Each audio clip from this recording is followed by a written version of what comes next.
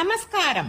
ആലപ്പുഴ ജില്ലയിൽ ഏവൂർ ശ്രീകൃഷ്ണസ്വാമി ക്ഷേത്രത്തിന് സമീപം കണ്ണമ്പള്ളിൽ ഭഗവതിയുടെ ഒരു ക്ഷേത്രമുണ്ട്.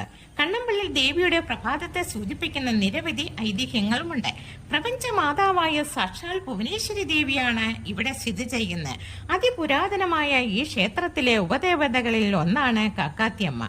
അത്യപൂർവമായ ഈ പ്രതിഷ്ഠ ദർശിക്കുവാൻ ദൂരദേശങ്ങളിൽ നിന്നും ഭക്തജനങ്ങൾ എത്തിച്ചേരുന്നു.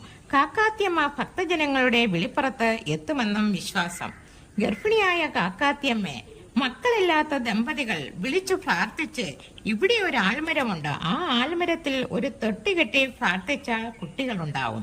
കുട്ടികൾ ഉണ്ടായി കഴിഞ്ഞാൽ ആ തൊട്ടിൽ അഴിച്ചു മാറ്റണം. കളഞ്ഞുപോയ സാധനങ്ങൾ കിട്ടണമെങ്കിലും കാക്കാത്തിയമ്മയെ വിളിച്ചു പ്രാർത്ഥിച്ചാൽ അത് തിരികെ കിട്ടുമെന്നും വിശ്വാസം. അങ്ങനെ ഇവിടുത്തെ ദേവിക്കും കാക്കാത്തിയമ്മയ്ക്കും വളരെയധികം ശക്തിയേറിയ